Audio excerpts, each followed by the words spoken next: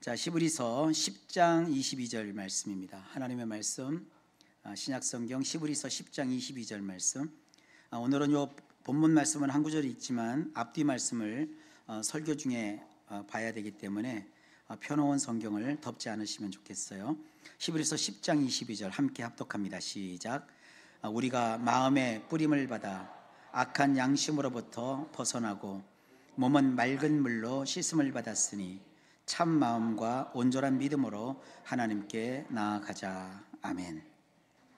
기도합니다. 하나님 감사합니다. 오늘도 우리에게 말씀하옵소서. 예수님 이름으로 기도하옵나이다. 아멘. 우리는 지금 예수님의 재림이 우리에게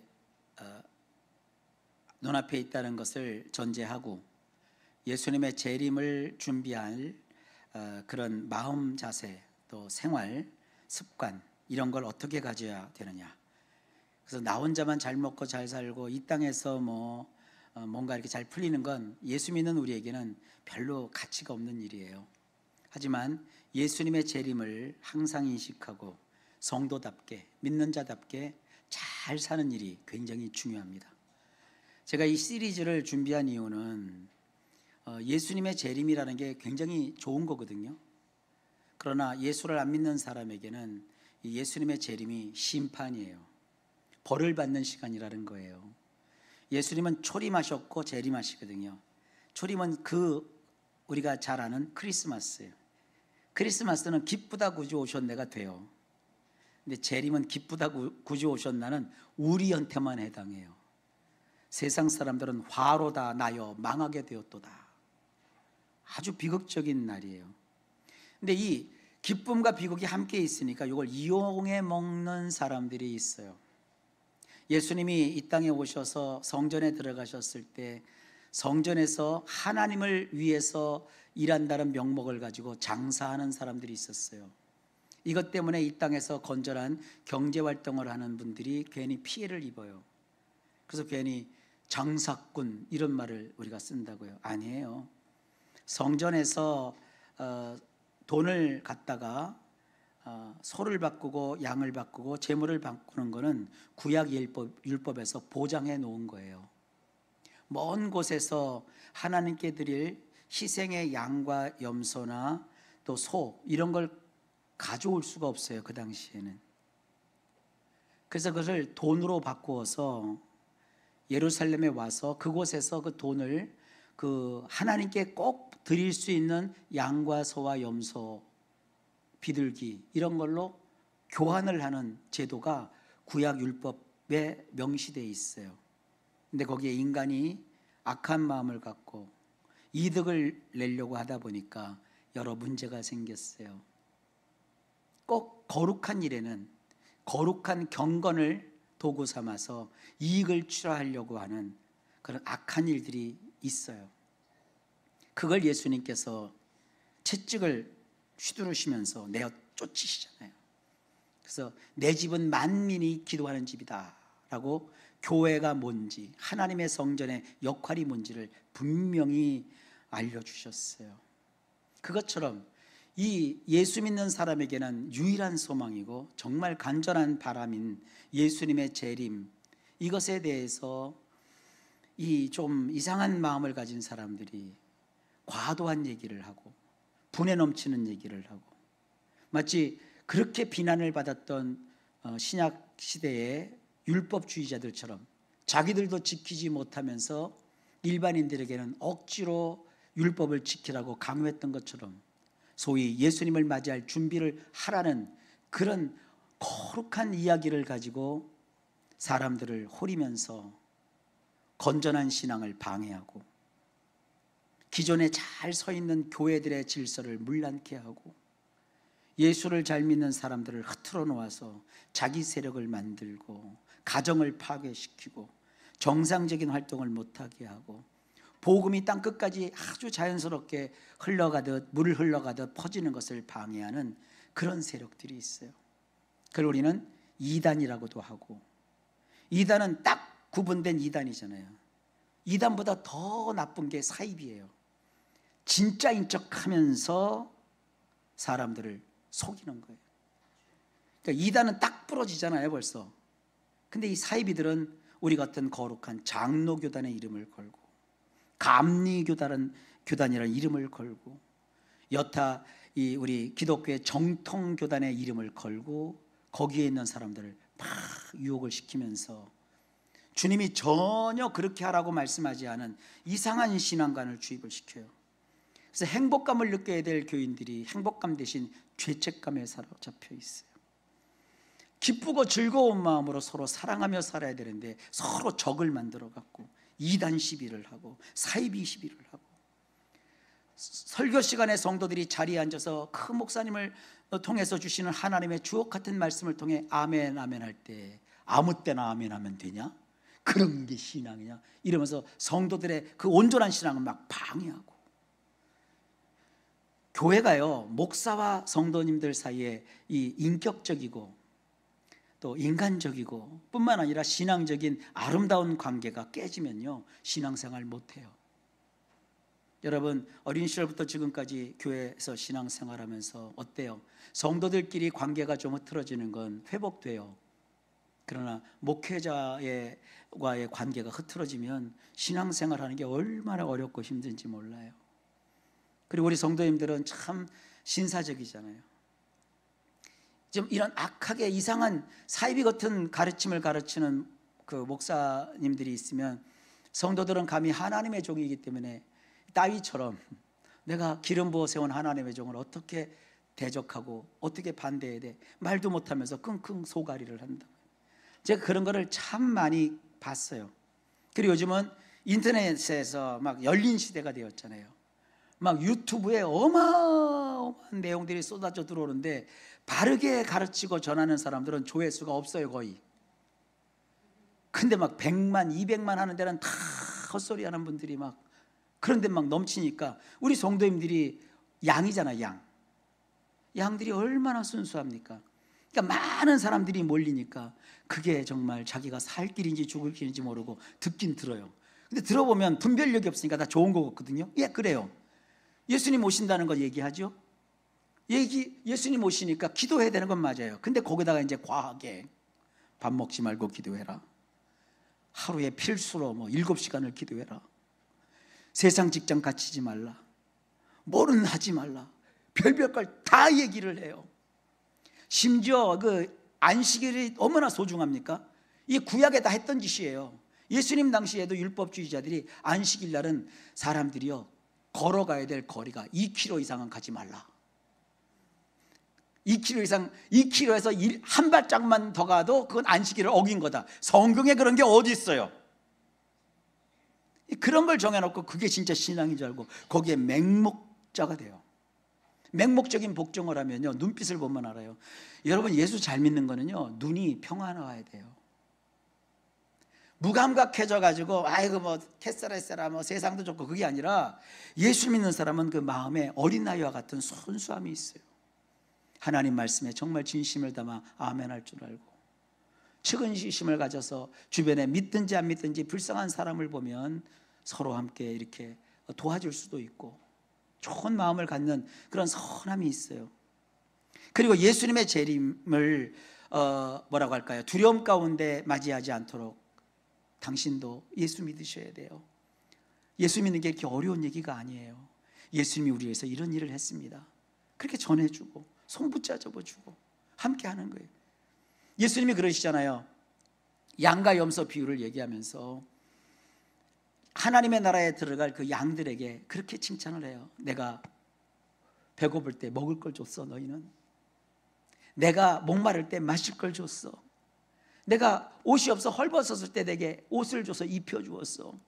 내가 감옥에 갔는데 감옥을 쌀이 하는 동안에 나와 내 가족들을 돌봐줬어. 주님이 그거를 막 칭찬을 하는 거예요. 거기에 주님이 막 그 양들에게 네가 말이야 그 어려움 중에서도 예배를 한 번도 안 빠졌고 전도도 몇 명을 했고 성경도 네가 1000번을 읽었고 막 그런 거 우리가 중요시 여기는 건 하나도 얘기를 안 하셔요. 그러니까 이 양들이 얘기해요. 언제 예수님 우리가 언제 그렇게 예수님을 도와드렸습니까? 그러니까 예수님이 딱 얘기하잖아요. 네가 세상 살면서 네 주변에 있는 배고픈 사람에게 밥 한 끼 챙겨준 거 나한테 밥 준 거야. 네 주변에서 목말라는 사람에게 물 한 잔 준 거, 그거 나한테 물 준 거야. 헐벗은 사람에게 입던 옷이라도 갖다 준 거, 헐벗은 나를 옷 입혀준 거야. 내가 병들었을 때 문병 와서 나를 돌봐준 거, 바로 네 이웃이 그렇게 병들었을 때 그를 돌봐준 거야. 물론 사람이 죄져서 감옥에 안 가야죠.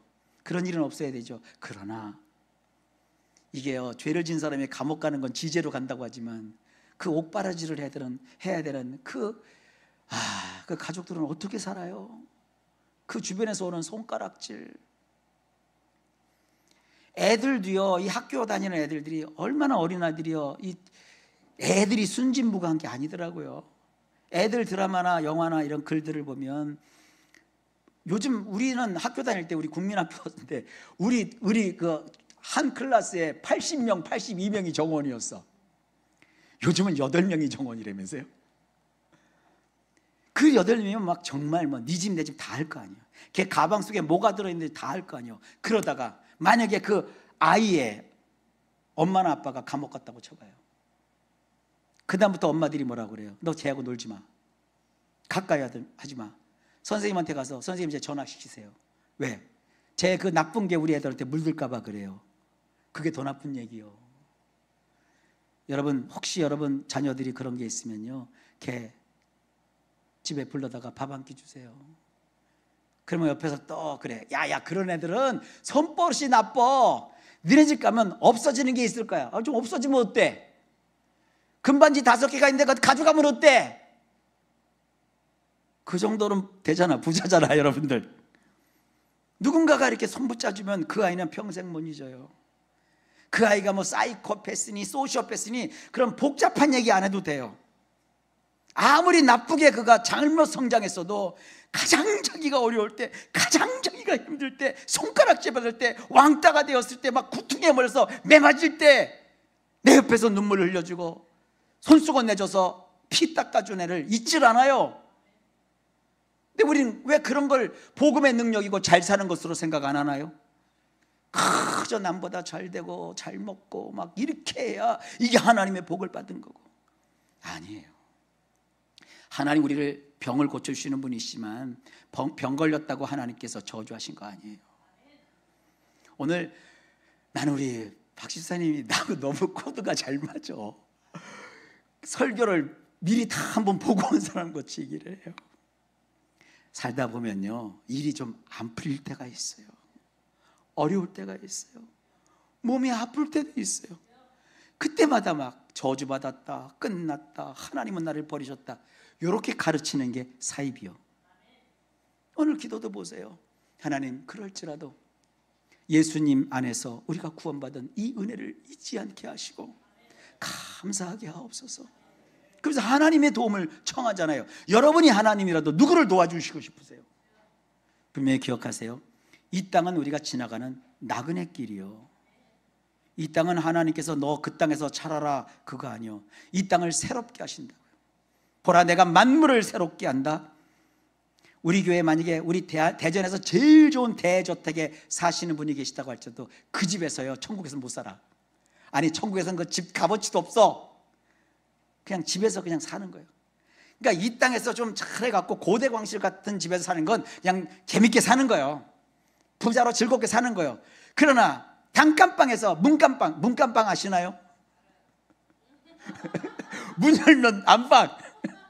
도로에서 문 열면 안방이요. 여러분, 부엌, 화장실 그런 게 어디 있어요? 구퉁이에 그릇 놓는 게 부엌이요. 화장실, 요강이 화장실이요. 그런 거 상상도 못하지요. 저 많이 봤어요. 그러면 그 사람들이 예수 안 믿나요? 그런 분들이 아이고야, 집에서 잠이 안 오고 더우니까 교회 가자, 엎드려서 기도하고, 애기들을 집에 못 재우니까 업고 와서 애들이 또 그렇게 또 엄마 뒤가 좋은지 엄마 뒤에 매여 있는데 거기 무릎 꿇고 주님 도와달라고.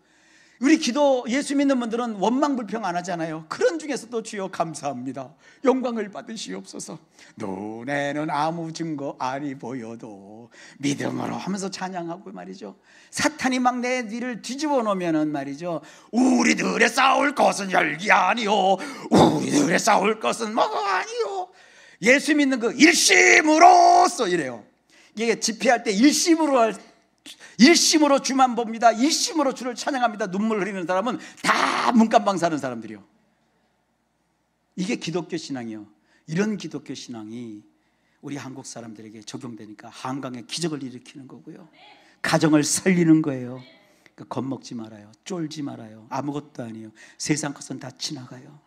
주님이 말씀합니다. 네가 불 가운데 지날지라도 불이 너를 사르지 못할 것이요, 물 가운데 지날지라도 물이 너를 침몰치 못하게 할 것이다. 왜냐?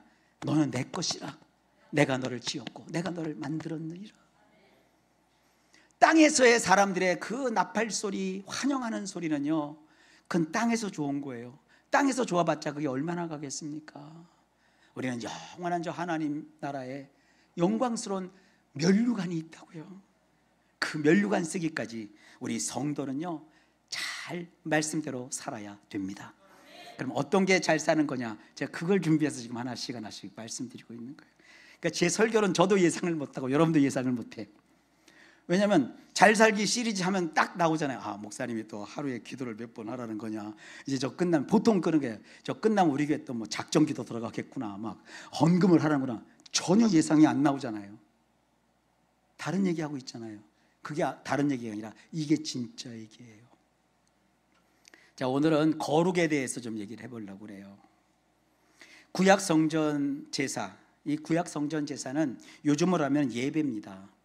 성전 제사는 꼭 뭐가 있어야 되냐? 희생 제물이 있어야 되고, 희생 제물의 용도는 피예요. 피. 고기는 태워요. 그러나 피는 뿌려요.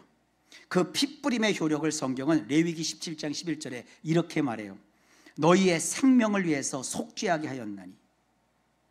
항상 하나님은 인간의 그 생명을 건지고 구원하고 살리는 데 관심을 가지세요. 예수 믿는 분들은요, 죽이는 자가 아니에요. 살리는 자예요. 여러분 지금 죽을 것 같죠? 아니에요. 그걸 살리는 게 하나님이 하시는 일이에요. 나는 왜 망했다, 끝났다, 그거는요, 하나님이 계획이 아니에요. 만났다, 끝났다, 망했다, 끝났다, 다 잘못됐다 할 때 하나님이 나타나셔서 아니야, 끝이 아니라 시작이야, 죽음이 아니라 생명이야. 그래서 주님이 보여주잖아요. 죽었다가 살았고.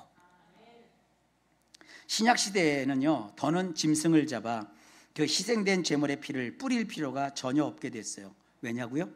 하나님의 뜻을 행하러 인간의 몸을 입고 오신 예수님이 그 첫 번째 것은 패하셨고, 둘째 그 새로운 것을 세우셨기 때문입니다. 첫 번째 것은 구약의 제사를 말하는 거고요, 둘째 것은 성경이 이렇게 기록합니다. 예수 그리스도께서 그 몸을 단번에 십자가에 들이심으로 말미암아 우리를 거룩하게 만드신 일이라고 얘기해요. 구약에서는 피 뿌리는 일을 제사장들이 도맡아서 매일 성전에 서서 섬기며 자주 같은 제사를 드렸어요. 하지만 그런 번잡스럽고 계속되는 규칙적인 제사로는 언제나 죄를 없게 하지 못합니다. 그러나 예수님은 죄를 위하여 단 한 번의 영원한 제사를 십자가에서 드리시고 하나님 보좌 우편에 앉으심으로 그 단 한 번의 제사로 영원한 죄 사함을 완성시켜 놓으셨어요. 근데 기독교 이단이 이걸 또 사용하죠. 죄 사함의 비밀을 아십니까? 기존 교회들이 다 죄 사함을 잘못 가르치고 있습니다. 이게 웃기는 짓이요. 근데 이렇게 얘기하면요, 사람들이 다 속아 넘어가요. 당신 죄 사함을 받았습니까? 나는 잘 모르겠는데 성경에 써 있어요. 예수께서 한 번의 제사로 영원한 죄 사함을 완성시켜 놓으셨다. 내가 지은 죄가 너무 많고 계속 또 죄를 짓고 있으니까 나는 죄 사함 받지 않은 사람이라고 하는 건 내 생각이요. 성경은 말합니다. 그가 거룩하게 된 자들을 한 번의 제사로 영원히 온전하게 하셨느니라. 히브리서 10장 14절 말씀. 저도 부족해요. 저도 연약해요. 저도 실수합니다. 저도 인간입니다. 하지만 저를 하나님이 말합니다. 네가 그러니까 너는 거룩하지 못해. 너는 쓸모없는 자야. 너는 자격 갖추지 못한 자격 미달자야. 그렇게 얘기 안 하세요. 예수님이 거룩하게 된 자들을 한 번의 제사로 영원히 온전하게 하셨대요. 온전이라는 말은 완성된 자요. 인간은 스스로 완성된 인격을 가질 수 없어요. 도덕적으로나 윤리적으로나 완성된 인간이 될 수 없어요. 그러나 하나님은 나를 볼 때 완성된 인간, 온전한 자로 보신다는 거예요. 저도 연약하지만 하나님 보실 때 저를 온전하게 완성된 인간으로 보시고, 여러분도 마찬가지예요. 여러분을 하나님 앞에서 완성된 인간입니다. 한번 스스로에게도 옆 사람에게도 한번 들리도록 얘기합시다. 나는 완성된 인간이다. 아멘. 근데 왜 자꾸 부족하다고 그래요? 그건 겸손.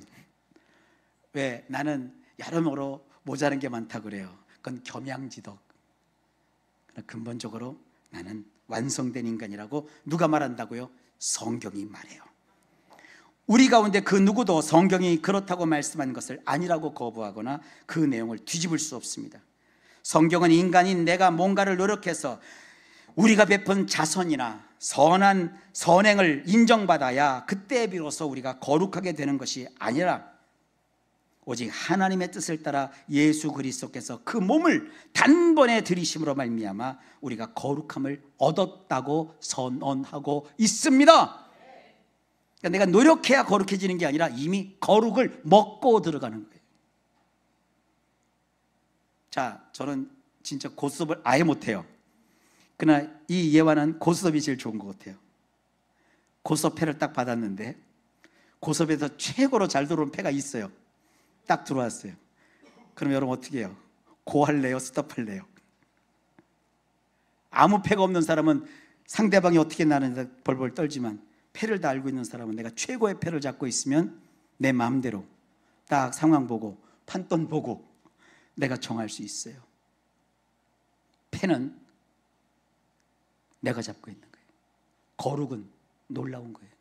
내가 살아봐야 거룩할지 안 갈지, 거룩할지 안 거룩할지 따지는 게 아니라 이미 하나님이 나에게 거룩이라는 패를 안겨주셨어요.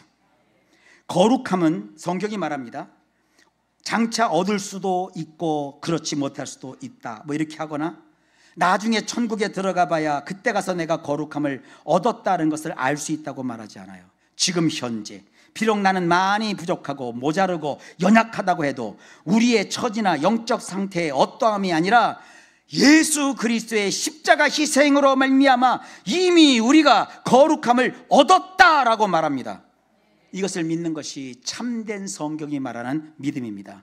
성경이 가르치는 바가 이렇게 분명하고 명확한데도, 특히 제가 서두에서 말하는 것처럼 종말론이나 재림신앙에 심취되어 극단적인 주장을 하는 사람들 중에서 예수님의 재림을 이렇게 저렇게 준비해야 한다고 자기 나름의 장광설을 늘어놓으면서 우리가 이미 거룩함을 얻었노라는 이 하나님의 놀라운 선언을 향하여 그것이 아니다라고 반박하는 자들이 정말로 많습니다. 그러면서 뭐라고 하느냐, 인간의 지은 죄가 너무나도 많아서 거룩해지려면 한참 멀었다는 거예요. 너무나도 죄가 많기 때문에 거룩해지려면 할 게 너무나도 많다는 거예요.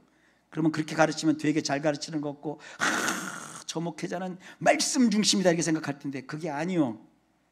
말씀은 말씀 낮게 전해야 말씀 중심이지, 말씀 한 절 읽고 지 생각을 다 얘기하면 그게 무슨 말씀입니까? 인간의 생각이죠.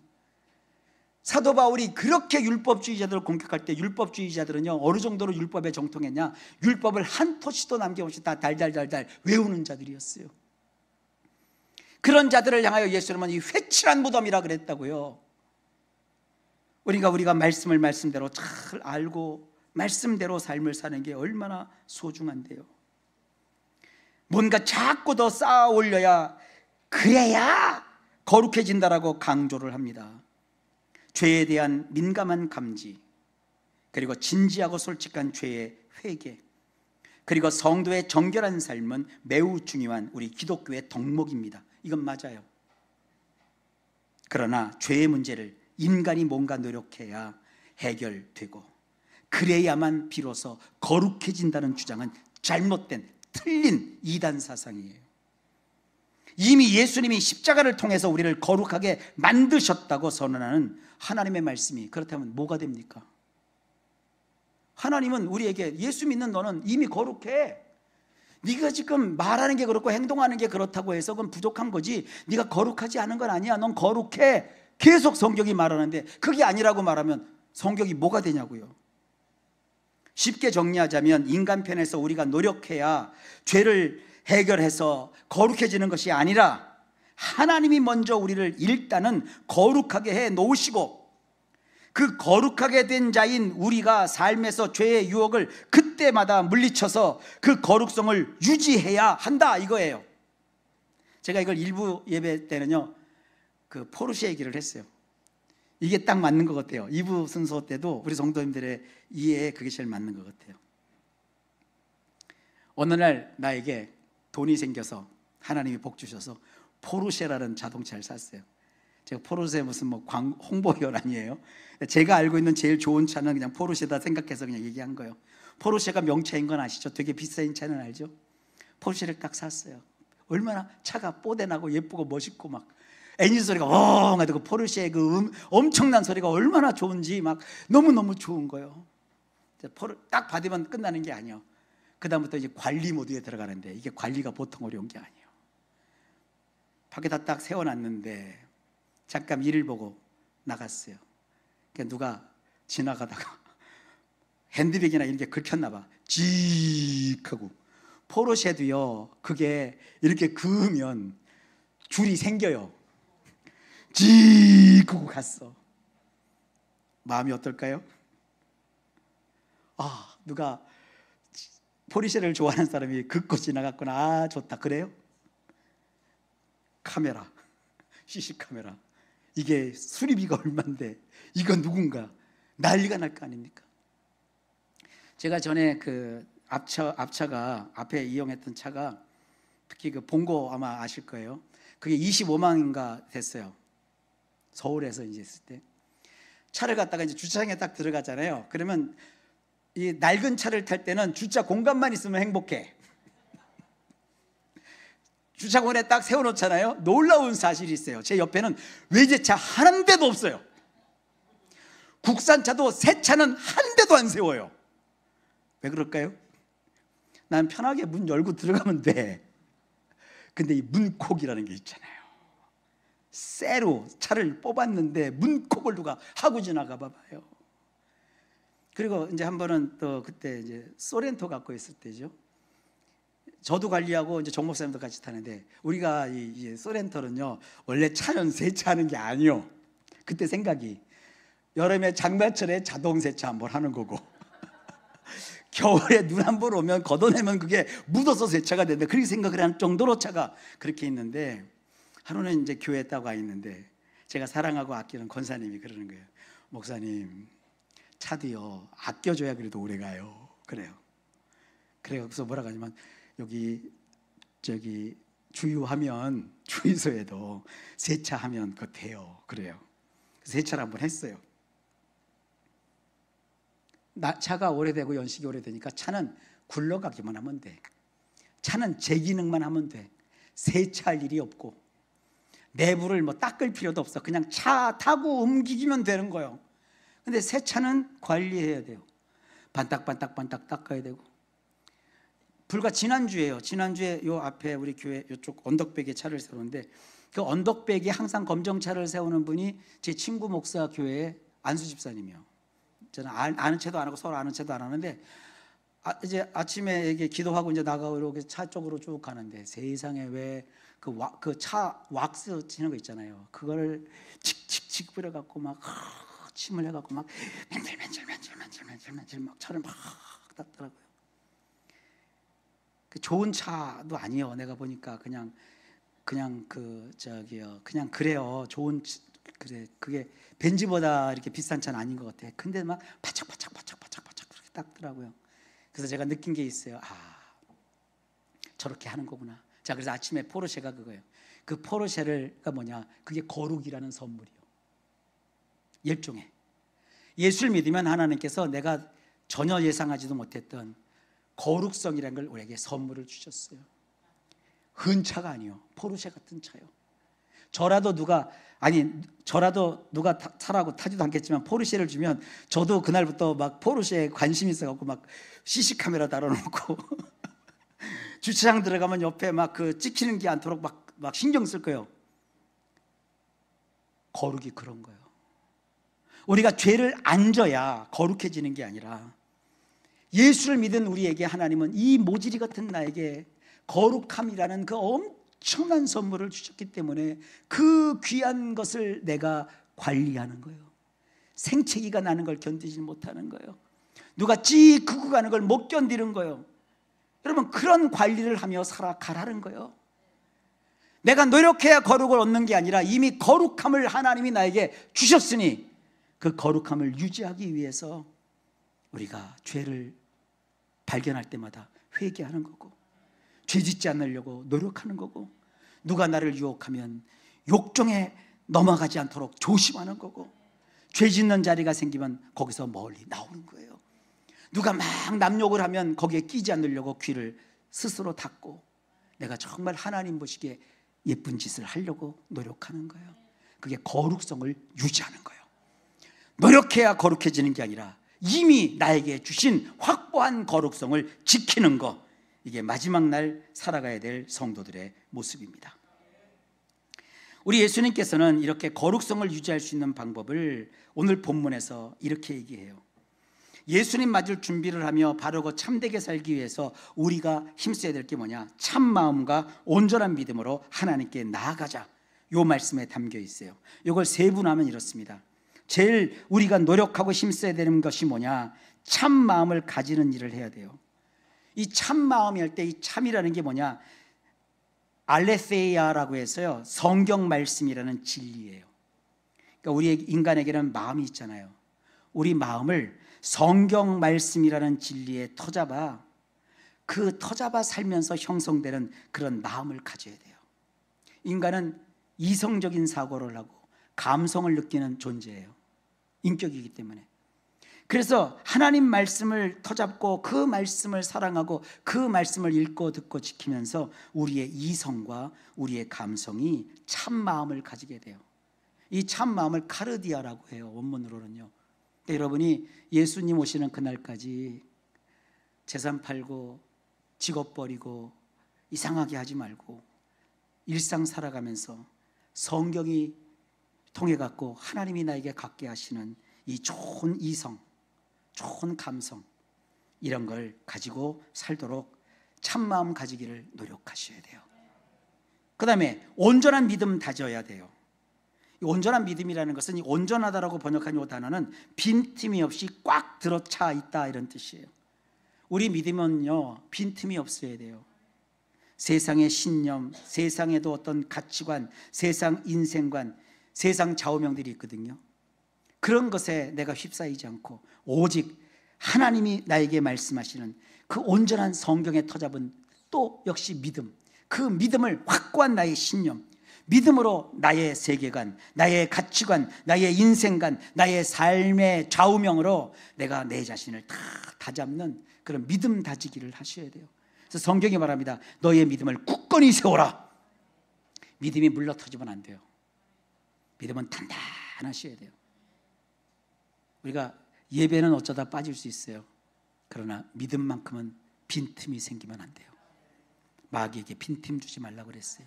어떤 때는 하나님이 계신 것 같고 안 계신 것 같고 그런 믿음이 아니라 세상이 두쪽 나도, 난 그래서 그걸 춘향의 믿음이라고 해. 사또, 변사또 앞에서 그 춘향의 절개만큼이라도. 그래서 이 성경학자들이 춘향전이 이 신학적으로 춘향전을 또 푸는 사람들이 있어요. 여러분, 믿음의 절개를 꼭 가지셔야 돼요. 세 번째로, 하나님께 날마다 더욱 가까이 다가가는 삶을 살아가야 돼요. 하나님을 가까이 하는 태도, 나의 태도와 나의 행동. 그래서 하나님의 뜻을 구하려고 하고, 나는 잘 이해가 안 돼요. 나는 잘 모르겠어요. 그러나 분명히 이 고난에도 내 인생을 주관하시는 하나님의 어떤 뜻이 배어 있습니다. 주님, 오히려 이걸로 인해서 내가 주님께 더 가까이 갑니다. 주님, 알게 하십시오. 그게 기도예요. 그런 것을 내가 습관화시키는 거예요. 그러니까 우리 예수 믿는 사람들이 주님 오실 날을 바라보면서 이렇게 세 가지로 살아가는 게 잘 사는 거예요. 다시 정리합니다. 말씀에 터잡은 바른 마음 가지도록 마음을 이게 그런 마음을 잘 추스리고 나의 가진 믿음을 단단하게 다져놓고 그리고 하나님께 날마다 더욱더 가까이 가는 삶을 계속 힘써야 돼요. 그러면서 어떤 걸 발견하느냐? 세 가지를 발견해요. 그러다 보면 자꾸 내 모습 속에서 오뚜기 같다는 생각이 자꾸 들어. 약속하신 이는 믿으시니 우리가 믿는 도리의 소망을 움직이지 말며 굳게 잡거라고 23절에 말씀하죠. 이걸 간단하게 줄이면 오뚜기처럼 돼요. 이렇게 계속 참 마음을 가지고 온전한 믿음을 다지고 하나님께 더욱 가까이 나가다 보면 어지간한 일이 있어서 쓰러진 것 같은데 다시 확딱 일어나요. 주일 아침만 돼도 교회를 가고 싶은 마음이 없었는데 갑자기 가게 돼. 눈 떠보니까 교회 와 있네. 그럼 그런 거 있잖아요. 그리고 이제 이건 내가 다 끝난 것 같은데 어느 날 내가 기도 자리에서 기도하고 앉아있네. 그리고 막 미칠 것 같은 막 어려운 일이 있는데 내 입에서 찬송이 나오네요. 반드시 내가 너를 축복하리라. 반드시 내가 너를 들었으리라. 이런 찬송이 막 나오네. 난 지금 다 죽을 일이 생겼는데도 오뚜기같이 벌떡벌떡 일어나요. 이거는 내가 오뚜기가 돼야지. 오뚜기가 스스로 안 되는 거예요. 오뚜기는 오뚜기로 태어난 거예요. 이게 궁금하면 오늘 가서 저 문구점이나 어디 가서 오뚜기 하나 사서 보시라고요. 마음이 자꾸 해딱해딱거리고 믿음이 해딱해딱거리면 오늘부터 오뚜기 딱 사다 놓고 오뚜기에다가 매직으로 여러분 이름을 써놓고 딱 보세요. 그래서 누가 와서 여러분 괴롭히면 툭 쳐요. 그러면 오뚜기가 팍 넘어졌다가 펄떡 일어나요. 뒤로 자빠지면 다시 펄떡 일어나요. 이게 나다. 그렇게 하시라고요. 그렇게 돼요. 쓰러지면 일어나고 우겨쌈을 당하였지만 쌓이지 않고 망한 것 같으나 다시 흥왕하고. 이게 예수님의 재림을 준비하는 사람들의 삶의 모습이고, 두 번째는 이걸 깨달아요. 돌볼 줄 알아요. 너, 나, 우리를. 나도 잘 모르는데 내가 뭐 이렇게 착한 사람도 아니요, 내가 돈 많은 사람도 아니요, 어느 날 보니까 내가 사람을 챙겨주네. 내가 이웃에게 배려를 하네. 어느 날 보니까 어느 날부터 내가, 전에는 내가 문 열고 확 지나갈 때 뒤에 사람이 있든 없든지 확 지나갔는데 지금 문 열고 오라 한번 쳐다보네. 그런 삶이 자꾸 나에게서 나타나요. 친절을 베풀고 은밀히 선행을 행해요. 근데 성경이 그걸 이렇게 표현해요. 24절에 서로 돌아보아 사랑과 선행을 격려하며. 이걸 뭐 교훈처럼 삼아서, 격언처럼 삼아서, 율법처럼 삼아서 오늘 내가 돌아볼 사람이 누구냐 1번 2번 3번 이렇게 안 하고 그냥 삶을 사는데 자연스럽게 친절히 배어나오게 돼요. 주님을 가까이 하다 보니까 나도 알지 못하는데 나와요. 누가 그러더라고요. 복잡한 전철을 타면 어지간하면 그 사람 직업이 다 이해할 수 있게 된대요. 어떤 사람이 전철을 타고 막 비비기 대고 막 껴있는데 그 사람에게서 소독약 냄새가 나면 그 사람 무슨 일을 하는 사람입니까? 병원 관계자일 거다. 그 사람에게서 생선 비린내가 나면 저 사람이 딱 보니까 지금 식사할 시간 안 하니까 생선 가게에서 일하는 분이라 이렇게 느낀다는 거 아니에요. 그래서 성경도 말해요. 우리에게는 예수의 향기가 난대요. 여러분, 예수 믿는 사람이면 원치 않아도 예수 믿는 향기가 나요. 여러분 주변 사람들이 여러분의 그런 배려심과 사랑 베품을 보면서 저 사람이 하나님을 믿는 사람 맞구나 이렇게 느끼기 시작한다고요. 이게 마지막 예수님을 재림을 맞이하는 사람들이 사는 삶의 모습에서 드러나는 자연스러운 현상입니다. 끝으로 모이는 사람이 돼요. 이 바쁜 상황에도 교회에 나옵니다. 난 그래서 비 오는 날 성도들 보면 깜짝 놀래요. 이 비가 막 쏟아지는데도 교회를 나오시고, 눈이 오는데도 교회를 나오시고, 교회가 이제 지금은 활달하게 못하지만 우리 교회도 이제 하나님이 기회시면 많은 봉사활동, 선교활동을 할 때인데 그때도 그냥 누가 억지로 나오는 게 아니라 기꺼이 막. 오늘 일부 예배, 제가 아까 왜 광고할 때 식사 광고를 했냐면 일부 예배 때 딱 보니까 식사를 준비하러 막 어마어마한 분들이 오셔갖고 그 바쁜 와중에 예배 드리며 또 내려가시더라고요. 궁금하면 이따 점심 식사하시면서 고맙다고 하고 그러시라고요. 우리 성도들이 이 정도가 돼요.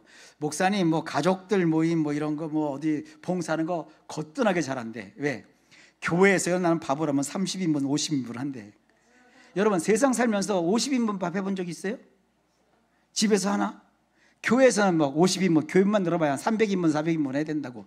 그때는 밥을 못 해. 찜통에서 쪄야 돼. 그런 거 아무나 못 해요. 근데 그렇게 즐겁고 행복해요. 집에서는 생존 손가락에 물 한 방울 안 묻히셨던 가장님께서 교회 어느 날 보니까 교회 주방 가서 설거지하고 계시네. 누구 시킨 게 아니라 그냥 와서 그냥 마음이 끌려서 했대. 그런 거요. 나도 모르는데 그렇게 이상하게 바뀌어. 그게 모이기에 힘쓰는 거예요. 모이기를 패하는 어떤 사람들의 습관과 같이 하지 말고 오직 권하여 그날의 가까움을 볼수록 더욱 그리하죠. 뭐 캠핑이 별거 있습니까? 캠핑 그 도구 챙겨가지고 나가갖고 막 거기다 요리하고 그런 것도 있지만 뭐 교회 와서 보니까 뭐 설거지도 좀 하고 요리도 좀 만들고 말이죠. 우리 성도님들이 이제 식사 당번 같은 걸 때 남성분들이 막 요리도 하시고 막 부침개도 하시고 그 계란말이도 하시고 막 그 또 성도들 땀을 찔찔 흘리면서 막 성도들이 가져와서 맛있다 그러면 그걸 좋아하시고 그게 나도 모르게 그렇게 바뀌는 거예요. 누가 돈 준다고 그렇게 하겠냐고요. 예수를 믿으면 이런 자연스러운 현상이 나타납니다. 오늘 말씀은 그겁니다. 뭐가 잘 사는 거냐? 세 가지예요. 진리의 말씀에 터잡아 마음을 가지십시오. 하나님의 마음을 가지십시오. 두 번째로 온전한 믿음을 믿음을 견고히 다지십시오. 그 일에 힘쓰세요. 하나님께 날마다 더 가까이 나아가십시오. 그러다 보면 예수님 오시는 그날에 우리가 예수님을 반갑게 맞이할 수 있습니다. 예수님은 여러분 사랑하십니다. 기도합니다. 하나님 아버지, 잘 사는 비법이 특별한 데 있는 게 아니라 그저 예수님을 잘 믿으면 되는 것이었군요. 우리 모든 성도님들 이 시대에 정말 어렵고 바쁘게 살지만 또 때로는 고단하고 버거운 인생을 살지만 하나님께서 주신 거룩함이라는 선물을 받았으니 내 속에 있는 이 거룩성을 잘 유지하도록 자기 자신을 관리하며 살 수 있도록 도와 주시옵소서. 새로 찬 산 차도 관리하며 사는 것이 인생인데 이 새 마음을 주셨으니 이 마음 잘 관리하여 주님 맞는 자들이 다 되게 하여 주옵소서. 예수님 이름으로 간절히 기도하옵나이다. 아멘.